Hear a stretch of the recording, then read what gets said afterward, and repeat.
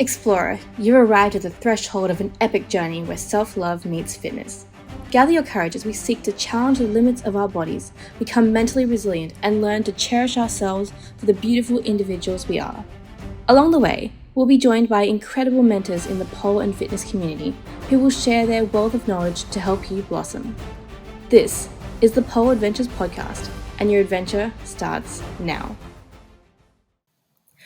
Welcome, explorers, to another episode of Pole Adventures. I'm your host, Paris, an eternally struggling pole dancer, here to bring you the wisdom of Sergia Anderson. Sergia is the founder of the Vertitude Dance Studio with an incredible background across different dance styles. She's also the 2013 US National Pole Champion and the host of the Beginner Pole Summit. And so today we'll be exploring how to create compelling pole routines with one of the pioneers of contemporary pole routines herself. So thank you so much for coming on. Oh, thank you so much. What an awesome introduction. So great to be here. And so I'd love for you to tell us a bit about your pole adventure. So, what was your why for pole? Ooh, my why for pole. Well, I come from a dance background, and when I found pole, it really changed the way that I treated myself, my body, and my relationship with my body and myself. I mean, I think that, growing up, dancing and being a performer, I was an actor and a commercial dancer in LA and New York. And during that time in my, young 20s, you really get swept up into a lot of it. And I had a very unhealthy relationship with my body, an unhealthy relationship with my self-esteem. I was just working in the industry, and about then, that's when I found pole, and pole just was a totally different safe space for me. I immediately fell in love with it. I fell in love with the challenge, and I also just really enjoyed being able to dance just for myself. So I would kind of find myself at gigs, working, and then thinking all day about when is this going to be over and I can just go to pole class. So I'd be on set, or I would be doing a show, and I would think, can't wait to just go to pole class and just dance just for me. So yeah, it really healed my relationship with my body. I think that it was the first time in my whole life when I found pole that I really fell in love with what my body could do, and took a lot of the pressure off of what it looked like, how much I weighed, all of this, stuff that now as a 41-year-old woman, I realize how ridiculous and silly that all was. But in your early 20s, you think that is your life. And I'm really grateful to pole for giving me a different perspective and really changing how I moved through the world.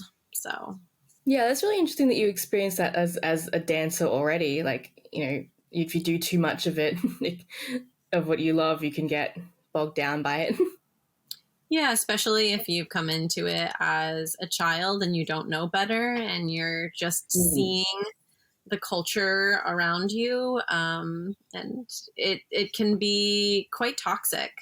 And for our nervous fellow beginners, do you have a embarrassing pole moment to share from all your many years of experience? Yeah, sure. I mean, obviously, there's so many. I mean, I've been polling for so long now. I'm sure there's many, many embarrassing moments. The ones that are at the forefront of my mind are the ones that have happened most recently, just because they're the most recent. So I'm sure I have showed up to teach class several times, and I know there have been several times where my students have said, what's on your butt? What's on your back? And it's a bunch of children's stickers. I've got a 3.5-year-old. So I'm just usually covered in stickers.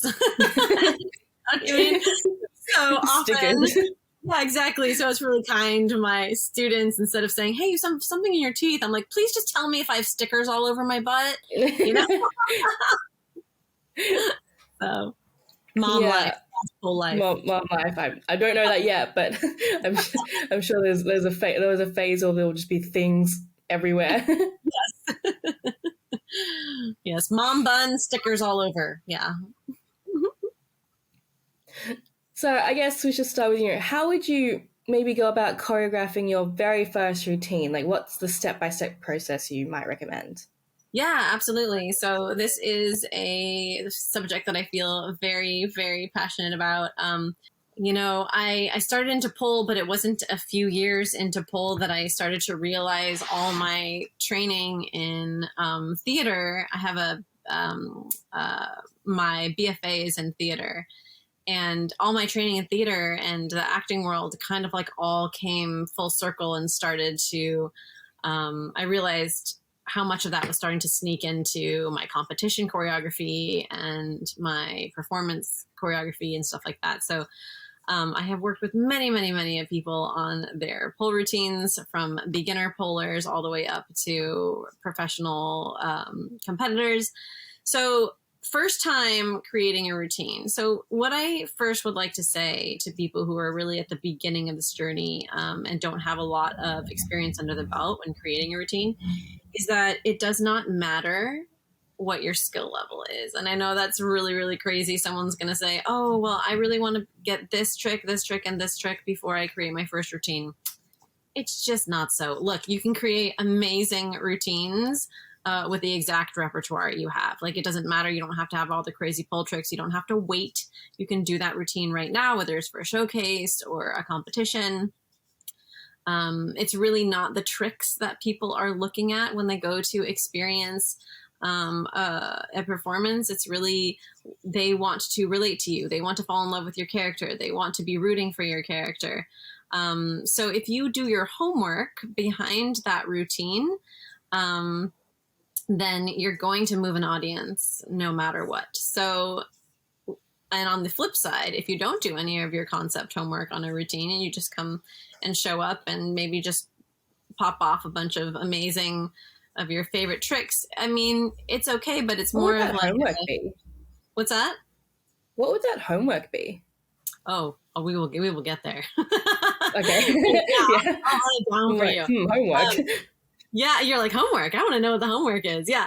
So, in like the flip side, you can come with all these tricks and just show up and pop off all these tricks. And sure, that's going to be a performance of some kind, but it's going to be more like a spectacle, right? You're just going to be like, ha ha, like circus tricks go, right? Rather than creating something that can really move an audience and get people to want to know what's going to happen next to your character. Okay, so let's talk about that homework. So I'm going to keep it really, really simple. There's obviously a lot of things you can layer on top of this, but the very tangible thing you can first do is probably the hardest thing, I think, for people that I hear is choosing their song, right? Do you hear that all the time? People are like, I don't know what to do. I've got these 3 amazing songs. This one can do this, this one can do this, but what do I do? Okay, so let's talk about that, right? Choosing a song. Let's say you have 3 songs, okay? So this is what I would say to you if you were working with me. I would say, look, you've narrowed it down to 3 songs. There's 3 songs that you want to do. This is what I want you to do for each of them. I want you to create a Pinterest board and kind of pull in any kind of image. Don't edit your image. Don't think, this doesn't go because it's just a color. Yeah, put it in there. It's a color. This is the color that when you listen to this song, that's what's coming out to you. Put the colors in there. Put photos in there. Put movie characters in there. Put superheroes, put makeup inspiration, costume inspiration, because everybody's mind works in a different way creatively when it comes to starting to bring together a concept. And the best thing that you can do is put it all in one Pinterest board for each of those songs, right? That's going to already tell you a ton. You're already going to look at those boards and say, that was really weird. How come I was able to continually go down the rabbit hole and put a ton of images on this one, but I just couldn't really, I kept getting stuck when I was putting images on this other board. There's a reason for that, right? You want to follow the path of least resistance, especially if you're starting out on your first routine. You want to go where it is truly, you have the most juices flowing. So even by seeing how easy and the journey of creating that Pinterest board is going to tell you a lot about how you really feel about doing that routine, right? Okay, so first of all, putting the Pinterest board together, or a vision board, it doesn't have to be on Pinterest itself, but like putting together a vision board, pulling in images.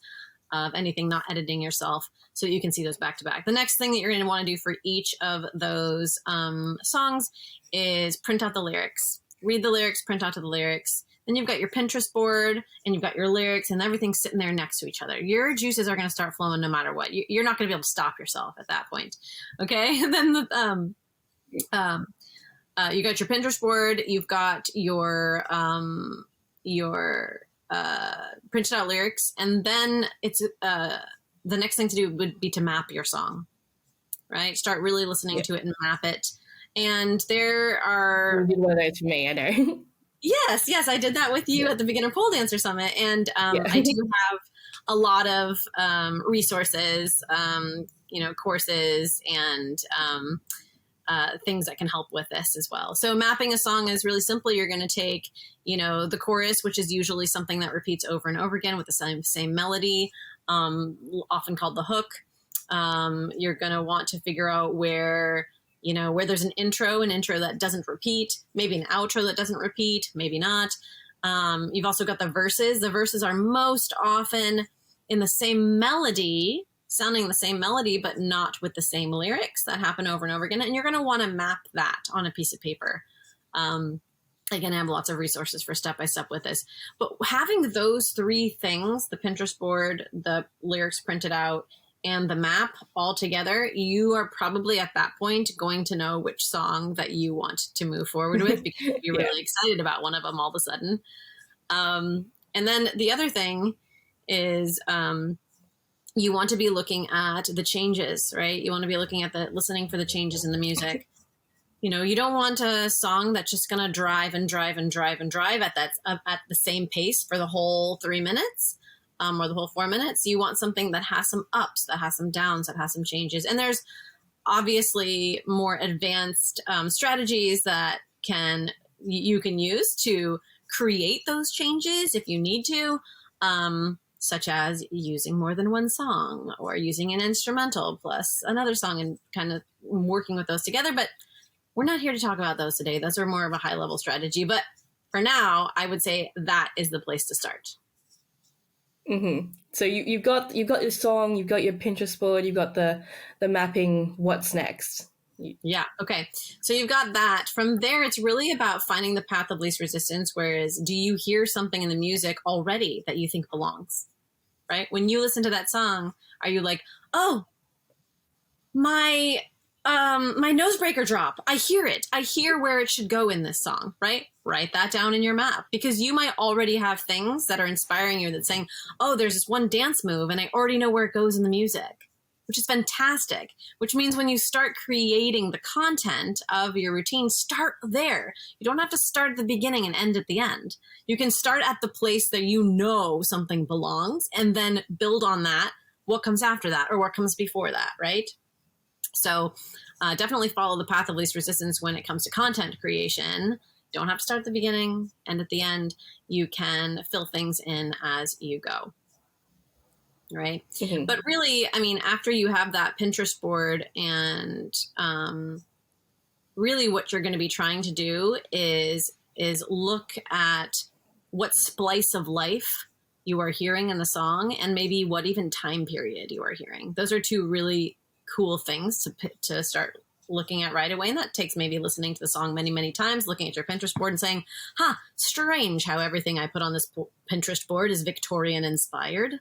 Hey, ding, ding, ding, you've got some clues. Do you know what I mean? You've got a time period. Fantastic. Do you know what I mean? Then you got to figure out, okay.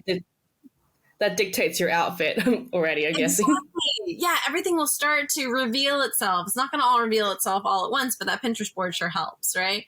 So once you were like, oh, I see the time period I'm in, then you can say, okay, so it's this woman in this time period, or this man in this time period, or whatever, or this mouse in this time period. But you've got to figure out who is now the main character of your story. Who are you going to play, right? And what is this character going through? It's got to have a beginning, a middle, and an end, right? So where is this character starting at the beginning of this routine? What happens to them during the routine, and what's at the end? Now, also, you have to remember that when you look at the splice of life, that's what I'm saying, the splice of life, like what's the what do you call it when you see a, I can't think of the name, but when you see something from like a side section, it's just basically like the splice of life of this one, this person's character, like what this person is going through, what this character is going through, because the whole The story. character arc? What's that?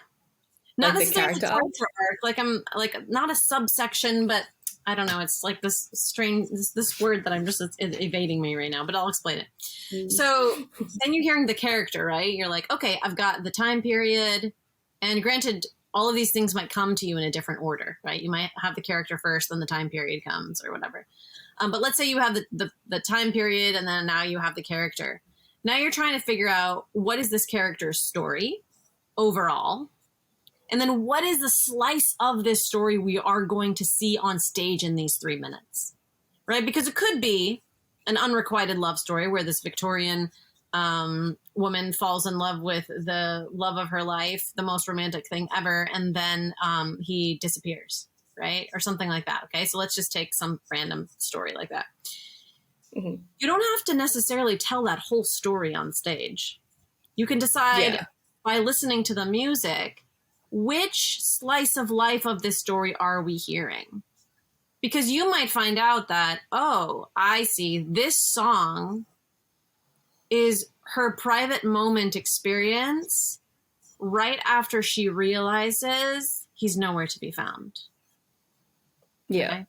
Or the slice of life in this song could be her so nervous about falling in love and so Twitter-pated, and in the process of that honeymoon period where she's, oh my gosh, like prancing through the fields. Like, so which slice of life? What part? Because you only got 3 minutes. Right. We've only got 3 minutes. But what's really weird is don't let time be a constraint, because you can, if the song tells you that you are telling a story from this amoeba's birth to this amoeba's death, then heck, tell the story, right? If you hear in the music a birth, a life, and a death, by all means, you can do it in 3 minutes, right? So don't let that, don't let that scare you away. Like, you have 3 minutes, it has to be 3 minutes of this person's life. No, not necessarily. Like, time is no constraint here. Like, so, but also, I've seen routines that are a lifetime. I've seen routines that are, a couple lifetimes, a person's life and their death. And I've also seen routines that are that in the make-believe world, it would last 2 minutes because they're just basically putting on their makeup and excited to get ready to go on this date. And this is this private moment, right? So just figuring out, cross-section. Cross-section. That's the word I was looking for. What's the cross-section of like what we're seeing here? Okay. So you want to play with things like time period, if they're coming to you easily, what the story of this person is, what do you hear in the music as this cross-section, like this slice of life that you're seeing on stage. And that's going to get you kind of kicked off and started into your concept. Now, having all of that in mind, all of a sudden you might be saying, oh, well, now everything that you put together is in service of telling this story. So you might not be using all the tricks that you thought you were going to use, right? You've got to find ways to service this character, service this story, and bring this to life. Yeah. How do you balance that? Yeah, you mean how do you balance like your tricks and all that kind of stuff? Well, there's the storytelling and absolutely. So I always say within the first 40 seconds, that's all you get, like as far as setting your stage. So whenever I'm, judging like competitions, it's really within the first 15 to 30 seconds whether I know if I'm actually invested in this character's story. Or if I'm just going to be watching a pizzazz list of tricks, right?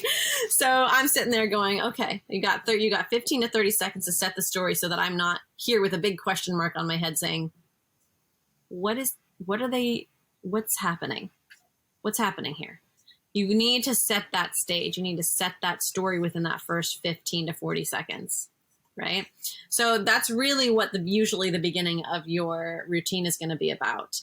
Okay, so sure, you can use tricks to do that too, because what if you're a mermaid and you're at the surface and you're up the pole and like the underwater is the like below you and the surface is above you, and you're up there and you start the whole thing at the top and you're like peeking under the water and seeing your fishy friends and you're looking out over and saying, oh my gosh, like it's their world. Like, boom, just with those gestures within the first 15 to 30 seconds, I already know as an audience member, something is happening here and it's not just tricks, right? Yeah. So gestures are really what helps with that. Okay, gestures are an amazing things. I call them like tableaus or gestures. But what you really want to do is you want to, on like, say you have a spinning pole pass. The thing about the spinning pole pass is gestures are not going to be able to be seen quite as well in a spinning pass because you're moving so fast. So you kind of want to save your spinning pole pass to kind of represent some heightened emotion. Or some part, maybe like almost like the crescendo of the whole song, because spinning pole, without taking a ton of extra effort from you, you can create beautiful shapes. It goes fast because it's spinning. It has an energy about it, right? So I like to usually put a spinning pass in a place where I'm not necessarily going to be using a lot of gestures. I've already earned the audience's trust by setting my stage in the first 15 to 40 seconds. Right. So I'm not going to put my spinning pass right at the beginning unless I know that it's servicing my story, which it can be if you make it that way. Right. But I usually put it at the height in the crescendo. So then I'm not worried about gestures necessarily within the spinning pass, and that can kind of stand alone. All right.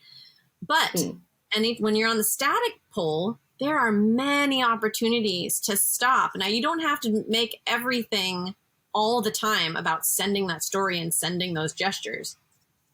You can do, an outside leg hang, get there, look at the audience, and then have a shh, and then continue up and like do something else and get to the top and you know what I mean? Like recheck in with your character and then like do something else, right? So those gestures can be peppered in throughout a static pass. They don't have to be the static pass, right? I know a lot of people kind of get like freaked out. They're like, well, if I have to tell the story, how am I going to do it on the pole? You can absolutely do it in the pole. What you can't do is do all your tricks and tell all your story all at the same time. So you need to like be like, I can either do one or the other. So not to like overwhelm yourself, but like do your trick, get to a place where you have a hand free, and then give a gesture that brings them back to this character's story. Do the big thing, do the big whatever, your big release move, and then get to a place and in your play, and then take a breather. So it's not going to be trick, unless it's like during like a montage moment of the routine, right? But you can pepper in very few gestures if you have done the homework of setting the stage within the first 15 to 40 seconds. Right? If you've done the homework of the first 15 to 40 seconds, the audience has already suspended their disbelief and they're on board with your performance. And now you can selectively pepper gestures throughout static pass kind of work. And then, of course, when you're on the floor, you've got all the presentation you need to help to create the story. Is it the same rules for stage performances anyway? Like, over exaggerate so people can see it with gestures and everything?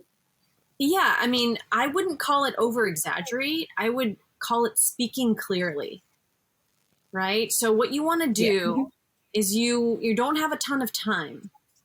You have to figure out what gestures are going to align with your concept and your character that are going to be very clear in a small amount of time to your audience, right? So efficiency, rather than like, I need to overdo everything or make everything super big or whatever. It's not the bigness.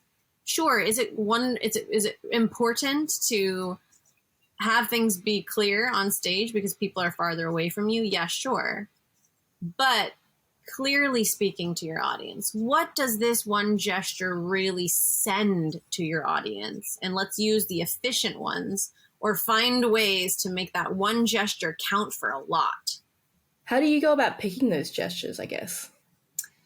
Like what counts? Yeah. Well, I mean, gestures could be as simple as imagining your lover's hand on your cheek. You know what I mean? That's a gesture, but you're seeing that character go through, imagining like everything should have a reason. It's not just making a bunch of beautiful shapes. Anyone can do that. Do you know what I mean? Yeah. Dance shapes weren't created to do dance shape after dance shape after dance shape to just regurgitate. Dance shapes were created to serve a story. So rather than have it be like, and now I put my hand on my face and now I do this, what does the hand on the face mean? Does it mean you're smelling your lover's handkerchief? Right? Does it mean you're trying to soothe yourself? Right? Like what is, and those should all come from your character's story. Right? Because as you can storytelling see, is so important with everything. Yeah, as you can see, like even just right here with these small movements, those would be, as long as they were serving the concept, those would be clearly seen in the audience. Something as small as that, maybe even something as small as a shoulder in a moment. Like, doesn't matter how small necessarily. It matters if it's serving your character's goals. And do you have any, common mistakes that you see people making when they make routines? Yes, definitely. I actually have a bunch. I'm going to try to narrow them down. Yeah. Okay. So most common mistake I see is people relying on just costume or just makeup to tell their story. Tell a story. Yeah. Like just putting on the makeup or costume ain't going to cut it. You can't dress up like a policeman and go on stage and then just do a routine. Like, yeah. Why? Right? And just like do a routine that has nothing to do with what you're wearing. Because what happens is the audience, you just leave them in confusion.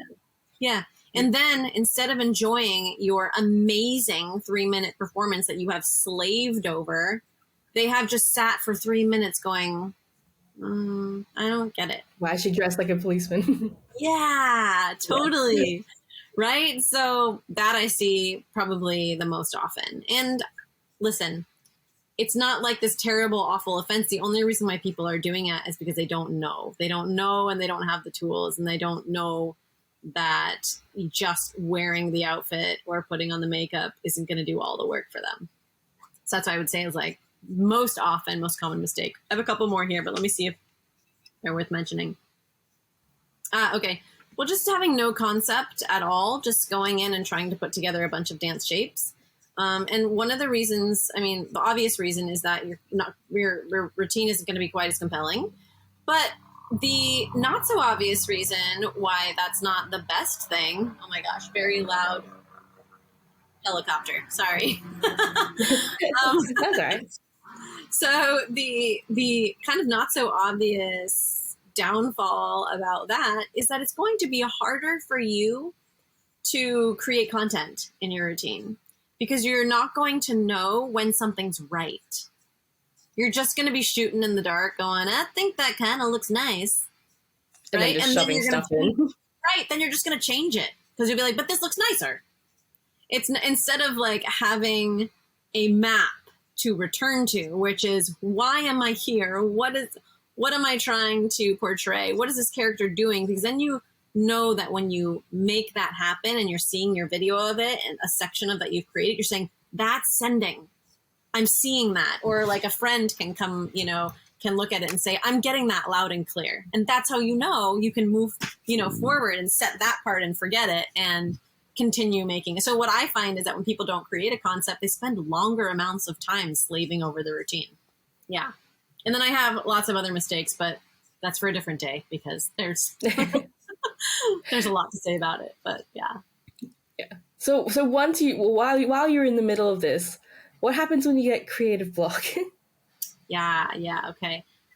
So when you have that creative block, I always say return to simplicity, right? Try to take away all the added stuff on top and return to, who this character is, and you wanting to do this character justice so that their story is heard. Maybe just like free dance the routine, see what comes out. Yeah, that's a great idea. A lot of also taking your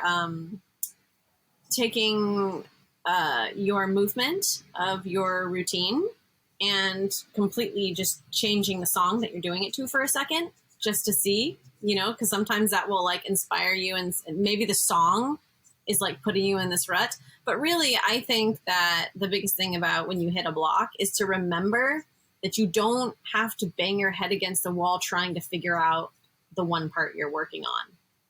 So when I come to a creative block, I'm like, all right, I don't know what to do in this section, and I'm not going to keep freaking out about it. I'm just now going to go to the end where I know the sad girl drop is, and I'm going to put that there and set that, because I know what I want there, right? So moving to the place of the path of least resistance, and not shooting yourself to death as to, I should be working on this section today. This is the part of the section that I wanted to get done today. It'll all get done. Yeah. It'll all get done. You don't have to be working on the section that was scheduled for you to work on that day. You can work on the intro in the beginning, and or just the ending. Maybe you know what you want the ending to be, right? So I think that helps a lot. Is just not being married to how and what order this routine is going to get done. Yeah, absolutely. And if there was just one thing you can encourage every pole dancer to take away from all this, what would it be? That this is work. I love this work because this is work that you can do today. It's very tangible. And if you are needing those tangible exercises and the help on that, then obviously you know where to find me. I do a lot of this. There's a free training. In fact, there's a free training that I will give to you, Paris, that you can give people a link to so that they can get their start on this. Yeah. So it's, which is, most people think that they need to be at a different level of pole dancing to do this work. And the fact of the matter is you just don't. You can do it at any level. Even if you are just starting out pole dancing and all you have on your repertoire are booty pedals, body waves, booty scoops, and not even a climb, like, you can do this work. And that's what I love about it, is that it's not something that you have to wait for 6 months until you get better, or you have to wait until whenever. You can create, and you can be an artist, and you can create routines wherever you are, wherever you are in your pole journey. So yeah, that's awesome. I need to take that advice. Yeah. So I know you have a few awesome programs. Do you want to tell us a bit more about it? Yeah, sure. So I have my signature beginners program, which is great because you get a lot of access to me.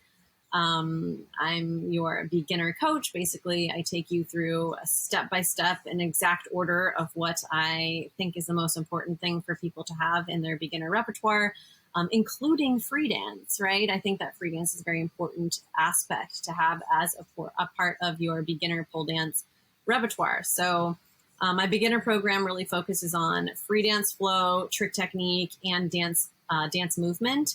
This kind of trifecta of